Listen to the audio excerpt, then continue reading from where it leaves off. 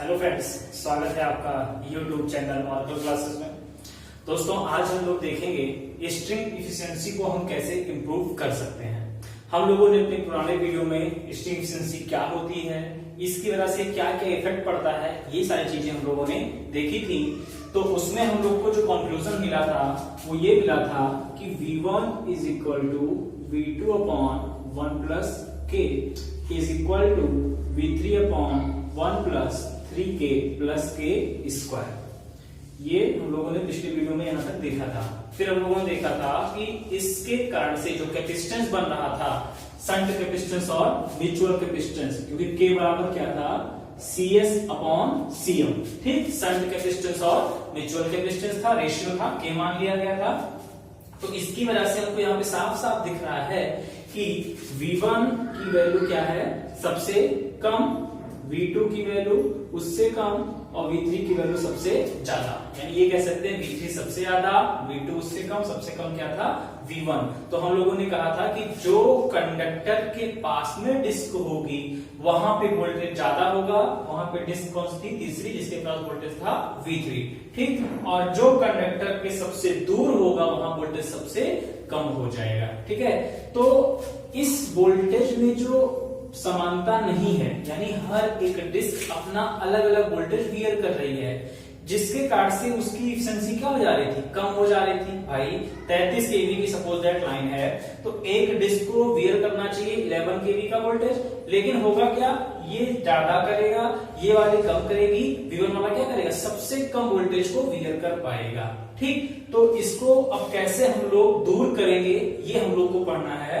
उसी को बोलता है कि स्ट्रिंग एफिशिएंसी को इंप्रूव करना मतलब 100% कर देना। ठीक है, चलिए समझते हैं। तो ये जो रिलेशन हम लोग को मिला था V1, V2, V3 में, यहां से अगर हम देखें तो if K is equal to 0, यानी हम कुछ ऐसा कर दें कि जो K का मान है 0 हो जाए, क्योंकि प्रॉब्लम ही वही क्रिएट हो रही थी जब शंट कैपेसिटेंस और म्यूचुअल कैपेसिटेंस बन रहा था। भाई जिन्होंने वीडियो प्रोग्राम नहीं देखा है वो जरूर देख लीजिए, क्योंकि तभी आपको समझ में आएगा शंट कहां बन रहा था, म्यूचुअल वाला कहां पे बन रहा था। तो जो कैपेसिटेंस का निर्माण हो रहा था उसी के कारण से K आ रहा है, रेशियो माना गया था। इसी K की वजह से ये आपस में बराबर नहीं है। अगर हम मान लें कि जो K की वैल्यू है ये इज इक्वल टू 0 हो जाए, इसी तरीके से 0 हो जाएगी, तो देखिए कितना आसान हो जाएगा। रखिए V1 is equal to V2 upon 1 plus 0, 1 plus K की वैल्यू क्या रख दीजिए, 0 रख दीजिए, plus V3 is equal to V3 upon में 1 प्लस 0 इंटू समथिंग 0 प्लस 0। ठीक है, यानी साफ साफ हमको यहां से दिख रहा है क्या कि V1 is equal to V2 is equal to V3 मिल जा रहा है। किस केस में, जब K की वैल्यू क्या हो जा रही है, 0 हो जा रही है। ठीक है, तो यानी एक रास्ता दिख गया कि अगर किसी तरीके से K की वैल्यू 0 कर दी जाए तो हम लोग का जो ये वोल्टेज है V1, V2, V3, यानी हर डिस्क के क्रॉस का वोल्टेज अब हमको बराबर मिलना स्टार्ट हो जाएगा। ठीक, तो यहाँ पर कुछ विधियां हैं जिसकी सहायता से हम लोग स्ट्रिंग इफिशिएंसी को इंप्रूव करेंगे, यानी 100% करेंगे। ठीक है, इफिशिएंसी का फार्मूला भी हम लोगों ने लिखा था, क्या, परसेंटेज इफिशिएंसी, एफिशिएंसी बराबर था total voltage upon number of disc, यानी कितने उसमें डिस्क लगाई गई थी, into voltage across near to the disc, near to the conductor. जो चालक था उसके जो सबसे समीप वाले डिस्क है वहां का वोल्टेज, कितनी नंबर ऑफ डिस्क थी, टोटल वोल्टेज। ठीक है, ये 100% लाना है हमको। अब देखिए कुल वोल्टेज हम लोगों ने माना था V था, V is equal to KVL लगाएंगे तो V1, V2 प्लस V3 हम लोग को दिख जाएगा। ठीक है, भाई अगर सब बराबर हैं, V1, V2, V3 बराबर हैं, तो ये सब जोड़ने पर क्या V के बराबर आनी चाहिए, यानी 1/3, 1/3, 1/3 हो जा रहा है आसानी से। तो यहाँ पे जब इस फार्मूले में रखेंगे तो मिलेगा क्या, टोटल V, ठीक, अपॉन नंबर ऑफ डिस्क, कितनी, 3 लगाई गई थी क्योंकि 3 वोल्टेज है, 3 गुणे नियरेस्ट कंडक्टर के पास जो डिस्क है उसका वोल्टेज क्या था, V3। तो जैसे आप रखेंगे आपको 100% मिल जाएगा। लेकिन ये चीज नहीं हो पा रहा है है ड्यू टू द के। के क्या है? CS/CM का रेशियो। ठीक है, तो इसी को हम लोग 100% ले जाएंगे तो उसको बोला जाएगा स्ट्रिंग एफिशिएंसी को इंप्रूव करना। तो ये देखिए मेथड क्या क्या है, कैसे कैसे करेंगे। ठीक है, देखो काफी आसान है, जीरो तो हो नहीं पाएगा। के बराबर था क्या? CS/CM। ठीक, अब करना क्या है? जीरो को यहाँ कह सकते हैं कि के की वैल्यू को हमें करना क्या है? डिक्रीज करना, जितना संभव हो सके उतना घटा देना है, क्योंकि जितना के घटेगा, ठीक है, कितना के का मान कम होगा, जीरो की तरफ जा रहा है इसका मतलब। ठीक, अब के की वैल्यू कैसे घट सकती है? तो के की वैल्यू घटाने का मतलब है जो म्यूचुअल कैपेसिटेंस है CM, जो कहां बन रहा था? डिस्क के बीच में बन रहा था, उसकी वैल्यू को बढ़ा दिया जाए। ठीक, या फिर जो शंट कैपेसिटेंस CS है, इसकी वैल्यू को क्या किया जाए? घटा दिया जाए। ठीक, वही बात क्लियर है। के की वैल्यू को घटाएंगे, क्यों घटाएंगे? क्योंकि जितना के की वैल्यू जीरो के करीब जाएगी, हम लोग का वोल्टेज सब इसके पास बराबर मिलना स्टार्ट हो जाएगा। ठीक, जैसे ही ये बराबर हुआ, इसकी एफिशिएंसी क्या हो गई? नियर टू 100% पहुंच जा रही है ऑटोमेटिक। ठीक, तो के आइडियली जीरो तो होगा, लेकिन प्रैक्टिकली जीरो हो नहीं सकता, उसको केवल हम घटाएंगे। तो घटाने का तरीका क्या है कि म्यूचुअल कैपेसिटेंस को बढ़ा दिया जाए और शंट कैपेसिटेंस को घटा दिया जाए। ठीक, तो यही विधियां हैं, कैसे कैसे हम करेंगे, यही हम लोग आज पढ़ने वाले हैं। ठीक, चलिए तो देख लेते हैं कि क्या क्या विधियां हैं स्ट्रिंग एफिशिएंसी को इंप्रूव करने की। तो इस पे एक छोटा सा न्यूमेरिकल भी किया जाएगा। तो हमको करना क्या है? k टेंड्स टू 0, k को ले जाना है 0 की तरफ, और k बराबर था क्या? CS/CM। ठीक, अब देखो CS/CM बन कहा, ये चीज समझ लीजिएगा। तो ये हम लोगों ने बनाया था टावर की बॉडी, जिसको हम लोगों ने अर्थ किया था। टावर अर्थ होता ही है ना? क्रॉस आर्म था, यहीं पर डिस्क या सस्पेंशन टाइप का इंसुलेटर था। ठीक, जिसके बीच में हम लोग का बन रहा था म्यूचुअल कैपेसिटेंस CM। ठीक है, फिर ये जो डिस्क थी आपस में कनेक्ट था किससे? मेटेलिक लिंक से, धातु की कड़ी से। तो टावर की बॉडी और उस मेटेलिक लिंक के बीच बन रहा था शंट कैपेसिटेंस CS। क्लियर? ठीक, यहां तक हम लोगों ने पढ़ा था। अब देखो के की वैल्यू को घटाना है या फिर जीरो की ओर ले जाना है। इसका सीधा सा मतलब है कि CM को बढ़ाना पड़ेगा और CS को घटाना पड़ेगा। तो जितना इसकी वैल्यू ज्यादा होगा उतना के का मान क्या हो जाएगा? कम हो जाएगा। अब म्यूचुअल कैपेसिटेंस डिस्क के बीच बन रहा है। ठीक है, अब देखो स्टार्ट हो गई कहानी। पहले देख लेते हैं CS की वैल्यू को कैसे घटा सकते हैं। ठीक, CS यानी शंट कैपेसिटेंस। अब कैपेसिटेंस तो कैपेसिटेंस है, चाहे शंट बोले जाए चाहे म्यूचुअल बोले जाए। तो फॉर्मूला क्या लगाओगे? पढ़ा गया है भाई, C बराबर एप्सिलॉन A/D। ठीक, यही पढ़ा गया है। Area distance between plate. तो यहां पर एरिया होता है प्लेटों का क्षेत्रफल, D होता है दोनों डिस्कों के बीच की दूरी, और ये तो कांस्टेंट हो गया आपका। ठीक है, शंट कैपेसिटेंस को हमें करना क्या है? घटाना है। इसका सीधा सा मतलब है कि D की वैल्यू क्या करनी पड़ेगी? बढ़ानी पड़ेगी, क्योंकि जितना D की वैल्यू बढ़ेगी उतना हम लोग का जो शंट कैपेसिटेंस ये क्या होगा? डिक्रीज होता हुआ चला जाएगा। अब रही बात एरिया की, तो एरिया को हम नहीं घटा पाएंगे, क्योंकि भाई एरिया मेटेलिक लिंक का है, उसको बहुत पतला हम नहीं कर सकते हैं। ठीक, यानी एक मेथड मिला कि D का मान बढ़ा दिया जाए। और D है क्या? इस टावर से ये जो मेटेलिक लिंक है इसके बीच की दूरी। ठीक, तो भाई ये जो मेटेलिक लिंक है ये क्या है? इंसुलेटर का हिस्सा है। इंसुलेटर कहां पे लगा हुआ है? ये ऊपर। ये चीज क्या है? ये भी अर्थ होता है। इसका क्या नाम दिया गया था? जी हाँ, क्रॉस आर्म, आड़ी भुजा जिसको भी बोलते हैं, क्रॉस आर्म नाम दिया गया था। ठीक है, तो ये जो क्रॉस आर्म है, ठीक, अगर अभी यहां तक लगा है तो D इतना स्टैंड कर रहा है। अगर इसी क्रॉस आर्म की लंबाई को हम और बढ़ा दें, आगे तक कर देंगे, तो ये जो दूरी है ये भी क्या होगी? बढ़ जाएगी। मतलब D की वैल्यू को इंक्रीज करना है तो हमें क्या करना पड़ेगा? इंक्रीज करना पड़ेगा लेंथ ऑफ किसकी? क्रॉस आर्म, यानी क्रॉस आर्म की लंबाई क्या करनी पड़ेगी? बढ़ानी पड़ेगी। यही हम लोग का क्या है? पहला मेथड है कि क्रॉस आर्म की लंबाई अगर बढ़ा दी जाएगी तो होगा क्या, डी दूरी बढ़ने से शंट कैपेसिटेंस की वैल्यू घट जाएगी, शंट कैपेसिटेंस की वैल्यू घटेगी तो के का मान घट जाएगा, जिससे हर एक डिस्क के क्रॉस का वोल्टेज बराबर मिलना स्टार्ट हो जाएगा। ठीक, अच्छा अब बात ये आई कि ठीक है बढ़ाना तो है तो लंबा लंबा लगा दिया जाए, नहीं ऐसा नहीं कर सकते। क्यों नहीं कर सकते समझिएगा भाई। आप अगर बाल्टी उठाते हो, ठीक प्रैक्टिकली समझते हैं, तो हम ऐसे उठाते हैं बाल्टी, यहां से ऐसे, कोई ऐसे बाल्टी उठा लाता नहीं यहां से, ठीक बस वही चीज है। जब आप यहाँ पे लगाओगे तो मजबूती के साथ आप पकड़े रखे उसको, आपके पास इस पे ज्यादा प्रेशर नहीं पड़ेगा, दबाव नहीं पड़ेगा, बल नहीं लगने वाला, ठीक। लेकिन जब आप इसको ऐसे पकड़ोगे, ठीक है, तो आप बहुत देर तक उस बाल्टी को उठा नहीं सकते। सेम यही कंडीशन इसके साथ भी होने वाली है। जब तक क्रॉस आर्म की लंबाई इतनी थी तब तक इंसुलेटर क्या था, इस पे ऐसे टिका हुआ था, ठीक, तब तो भार को वहन कर लेता। अब अगर क्रॉस आर्म को हम बढ़ा दिए यहाँ तक तो इसको यहाँ तक इंसुलेटर को पकड़ना पड़ेगा, तो भार बढ़ने की वजह से ये क्या है, टूट सकता है, ठीक है।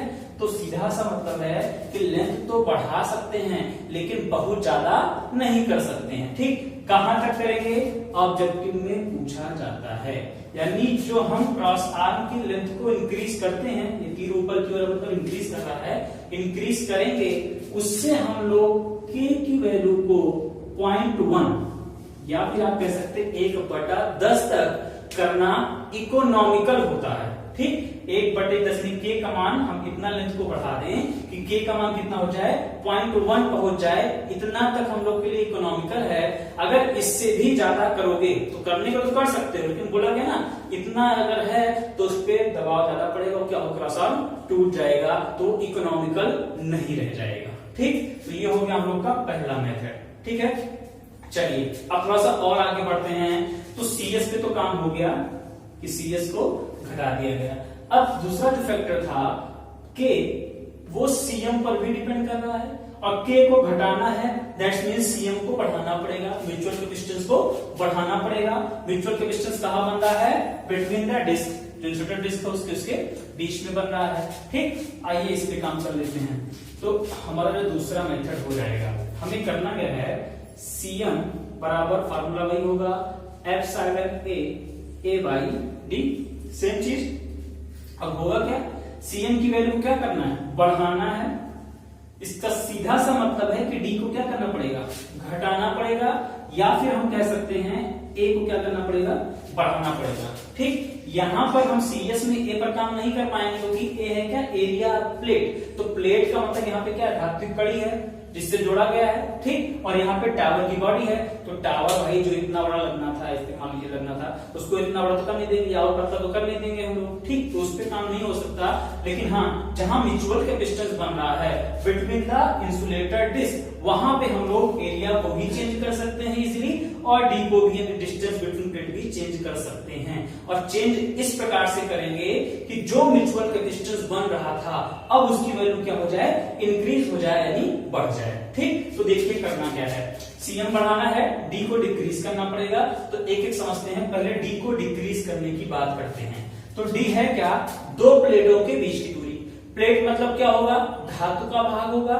आइए समझ लेते हैं। तो हुआ क्या था कि जो हम लोगों ने बनाया है एक्चुअल में था क्या, ऐसे डिस्क मेटेलिक लिंक, फिर डिस्क, फिर ये क्या था, मेटेलिक लिंक। तो ये धातु का भाग है, मतलब समझ सकते हैं चार्ज Q1, ठीक। इस पे आया चार्ज Q2, ठीक है। बीच में क्या, इंसुलेटर, हम लोग पढ़ चुके हैं पहले, इंसुलेटर बना होता है किससे, आपका पोर्सलिन से, यानी ये भी एक प्रकार से बिहेव कर सकता है एज अ डाइलेक्ट्रिक मीडियम, ठीक है। सभी इंसुलेटर डाइलेक्ट्रिक मीडियम नहीं होते हैं, ठीक है, ये समझ लीजिएगा। तो आपका डाइलेक्ट्रिक मीडियम बिहेव कर रहा है, तो यहाँ पे कैपेसिटर बन गया। और हम लोगों ने पढ़ा है डी, दोनों प्लेटों के बीच की दूरी होती है, मतलब इस मेटेलिक लिंक से इस मेटेलिक लिंक के बीच की डिस्टेंस हो गई है डी। तो इसी को हमें क्या करना है, घटाना है। क्या करना है, घटाना है। तो कैसे घटा सकते हैं, देखिए। तो ये भाई जो पहले इतना बड़ा बना रहे थे, ना बनाए उतना बड़ा, ऐसे कर दें ये, ठीक। तो पहले की दूरी तो ये थी इतनी, अभी दूरी क्या हो गई है, घट गई है, जैसे ही दूरी घटी है सीएम का मान क्या हो गया, बढ़ गया है। जैसे ही म्यूचुअल कैपेसिटेंस की वैल्यू बढ़ेगी, जो के की वैल्यू क्या हो जाएगी, डिक्रीज कर जाएगी। ठीक है, तो ये आपको करना नहीं है, ये कराया आता है। मतलब क्या हुआ, आप जो भी डिस्क देखते हो कैसे देखते हो, पतली पतली होती है, चपटी होती है, और क्षेत्रफल क्या होता है, बड़ा बड़ा होता है। डिस्क देखते हो ना, डिस्क देखेंगे आप तो ऐसे मिलेगा, क्षेत्रफल ज्यादा मिलेगा और चपटी मिलेगी, पतली मिलेगी, और वो भी क्या इस आकार की होती है, ऐसे, क्योंकि ढलान इस पे होता है। ठीक है, ढलान इसलिए करते हैं सिर्फ धूल मिट्टी कण इस पे रुकने ना पाए, वो सब क्या हो, गिर जाए, कर्व के आकार का होता है। एरिया क्या होता है, बड़ा बड़ा होता है, ज्यादा होता है। ठीक है, तो रीजन यही था कि दूरी क्या करनी, घटानी है। अभी दूरी की बात करते हैं, तो जो डिस्क पहले मोटी थी, इतनी मोटी थी, उसको क्या कर दिया गया है, घटा दिया गया है। ध्यान ये देना है, घटाने का मतलब ये नहीं कि जो पहले डिजाइन किए थे उसी को बाद में घटा दिया गया, नहीं, घटाने के बाद भी हम लोग इस प्रकार से रखे हैं कि जितने वोल्टेज को वो रोक सकती थी, अभी भी उसकी क्षमता क्या है, वही है, उसको चेंज नहीं किया गया है। ठीक है, तो ये पहले ही कर दिया गया है, ऐसा नहीं कि बनने के बाद फिर चेंज किया गया। ठीक, तो आप डिस्क देखते ही होंगे, चपटी होती है, एरिया में क्या होता है, बड़ी होती है। तो अभी चपटे पे बात करते हैं, यानी ये पतली हो गई, पतला होने से डी की वैल्यू डिक्रीज, सीएम का मान इंक्रीज, सीएम इंक्रीज, के की वैल्यू डिक्रीज, के की वैल्यू जैसे घटेगी, हर एक डिस्क के क्रॉस का वोल्टेज बराबर हो जाएगा। ठीक, तो ये जो मेथड है, इस मेथड का जो नाम है, ये सेकंड मेथड, इसको हम लोग बोलते हैं इंसुलेटर डिजाइन मेथड, या आप बोल सकते हो disc design method. Disc design method. ठीक, पहला मेथड क्या था, by increasing the length of cross arm, cross arm की लंबाई को बढ़ाकर। दूसरा मेथड क्या था, एक को हटा देते हैं, डी पर काम किया गया, डी को घटाया गया, मतलब डिस्क की डिजाइन को चेंज किया गया। ठीक, थर्ड पे आते हैं, थर्ड नंबर है by increasing the area of disc. ठीक, समझ गए होंगे। ठीक है, by increasing the area of disc, यानी डिस्क के क्षेत्रफल को बढ़ाकर। क्षेत्रफल बढ़ाने का मतलब, क्षेत्रफल क्या, देखिए ये क्षेत्रफल हुआ। अब ये जो है परावैद्युत माध्यम जो है, अगर इसका क्षेत्रफल ज्यादा कर देंगे तो ये जो आवेशों को संचित करेगी वो क्या होगी, ज्यादा। आवेशों भाई एक पतली सी है, या इस आकार की है, ठीक, इस पे आवेश क्या होंगे, इतने ही भाग में संचित होंगे, रुकेंगे। लेकिन अभी इसी को क्या कर दिया जाए, बड़ा कर दिया जाए। अब देखो क्षेत्रफल क्या हो गया, पूरा मान लीजिए मेरा हाथ क्षेत्रफल है, तो ये जब बढ़ गया तो इस पे आवेश क्या होंगे, ज्यादा स्टोर होंगे, ज्यादा संचित होंगे।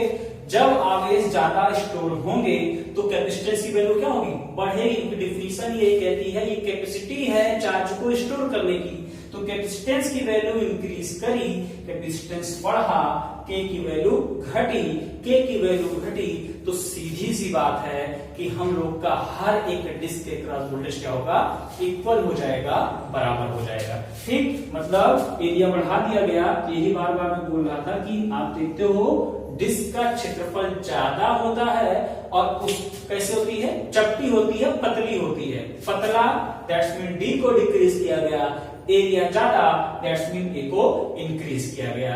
ऐसा करने से क्या बेनिफिट, म्यूचुअल कैपेसिटेंस इंक्रीज किया, म्यूचुअल कैपेसिटेंस इंक्रीज करने से के की वैल्यू डिक्रीज की, और हर एक डिस्क के क्रॉस वोल्टेज बराबर हो गया। तो तीन मेथड आई होप समझ में आए होंगे। अभी एक मेथड और भी है, ठीक है, बात को समझेंगे, एक मेथड और भी है। ठीक, ये एग्जाम में लिखने के लिए आ सकता है सेमेस्टर वाले एग्जाम में, ठीक है, बाकी ये भी इंपॉर्टेंट ही है। चलिए अब आगे बढ़ते हैं, फोर्थ मेथड क्या है, चौथा विधि क्या है। हाँ,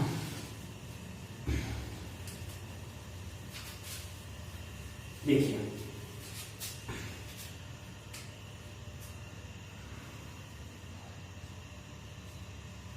फर्स्ट मेथड था हम लोग का by increasing the length of cross arm की लंबाई को बढ़ाकर। दूसरा मेथड था बाय डिजाइन ऑफ डिस्क की डिजाइन करके उसको पतला बनाकर।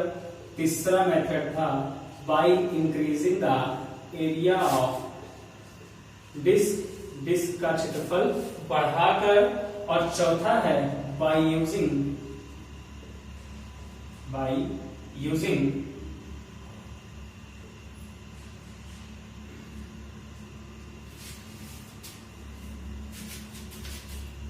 चौथा मेथड है बाय यूजिंग गार्ड रिंग, या फिर बोल सकते हो shielding rod, SHELD shielding rod. ठीक, अब इस विधि में क्या करना है ये भी देख लेते हैं।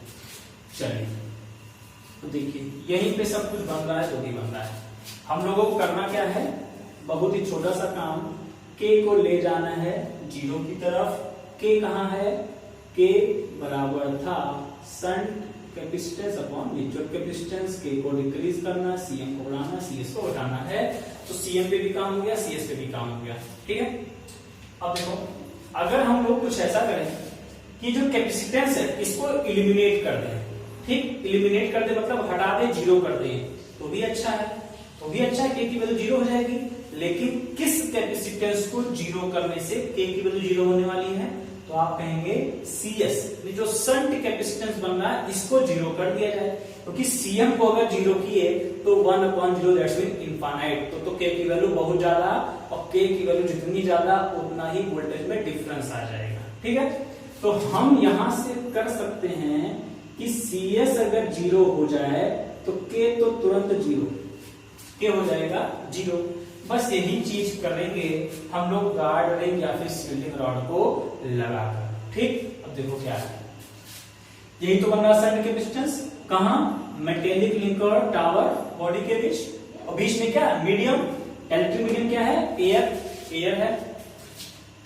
अगर एक रॉड इधर से लगा दी जाए कंडक्टर साइड से, और एक रॉड इधर से लगा दी जाए, है ना, रॉड इसलिए बोल रहे हैं कि छड़ी होगी, और किस मटेरियल की बनी होगी छड़, वो जिस मटेरियल का आपका टावर की बॉडी है, दैट्स मीन स्टील, है ना। मेटेलिक लिंक, यहां भी मेटेलिक लिंक, ये मेटल का पार्ट है, ये भी मेटेलिक लिंक है, बीच में क्या, एयर, बना कैपेसिटेंस, आप कहेंगे जी हाँ बिल्कुल बना, यहां भी क्या है, बना कैपेसिटेंस, क्योंकि फिनोमिना वही क्रिएट हो रहा है जैसे यहां पे था। ठीक, क्या, metallic link, tower body, air, बन गया कैपेसिटर।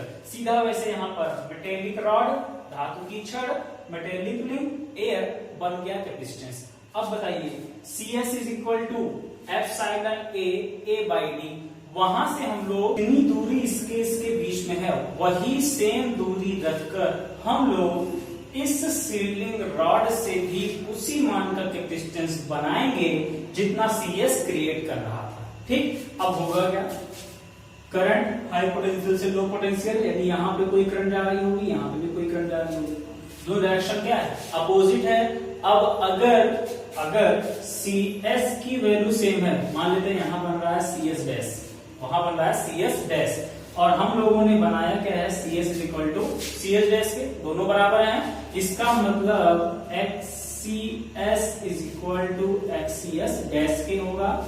ठीक, दो धाराएं क्या होंगी, बराबर होंगी, यहाँ पे जो करंट जाएगी भाई V/X, वोल्टेज तो बराबर, तो ये भी बराबर, तो करंट बराबर है और डायरेक्शन में क्या है, अपोजिट, ये इधर, ये वाली इधर, तो वैल्यू क्या हो जाएगी, 0 हो जाएगी, यानी जो कैपेसिटेंस का इफेक्ट है वो निगलेक्ट हो जा रहा है। ठीक, कौन से कैपेसिटेंस का इफेक्ट, शंट कैपेसिटेंस का इफेक्ट। अगर शंट कैपेसिटेंस एलिमिनेट हो गया, इफेक्टिव नहीं रह गया, तो उसका वैल्यू 0, और वो 0 तो K की वैल्यू तुरंत ही 0 हो जाएगी। ठीक, यानी इस प्रकार से हम लोगों ने स्ट्रिंग एफिशिएंसी को इम्प्रूव कर दिया। तो K की वैल्यू जैसे 0 जा रही है, हर एक डिस्क के क्रॉस वोल्टेज क्या हो रहा है, बराबर। लेकिन आइडियली ही ये चीज है, प्रैक्टिकली ये चीज नहीं है।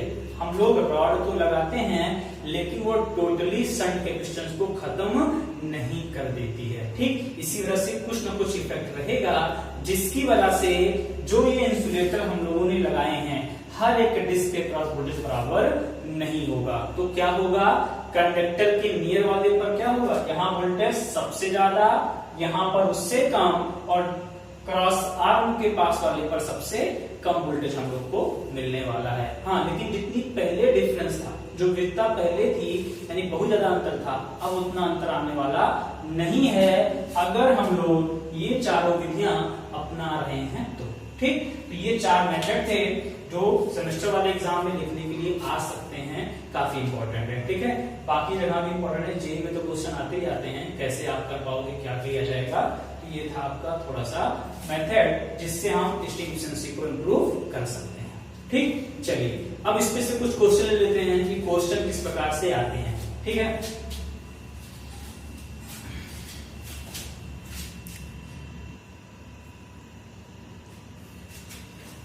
देखिए क्वेश्चन अलग अलग टाइप से आ सकते हैं। कभी कभी एफिशिएंसी पूछ सकता है कि भाई नेगेटिव डिस्क दी गई है, ये वोल्टेज है, आप एफिशिएंसी बताओ। ठीक है, एक आध क्वेश्चन ले लेते हैं। देखिए इसे मान लिया गया, दे दिया एक सस्पेंशन टाइप का इंसुलेटर है जिसमें बोल दिया कि 3 डिस्क लगी हुई। ठीक, 3 डिस्क हो गई।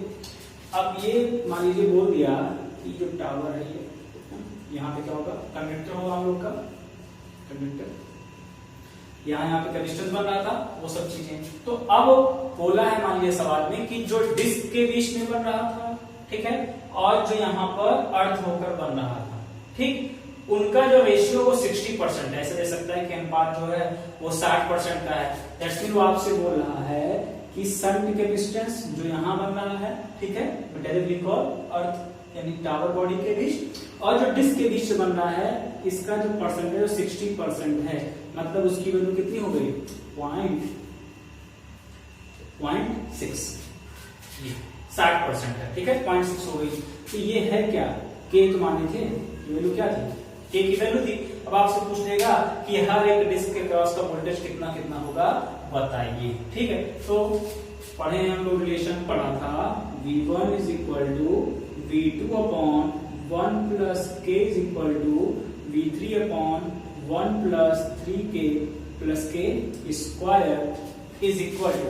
अब देखिए एक ही साथ हम लोगों ने नहीं किया था।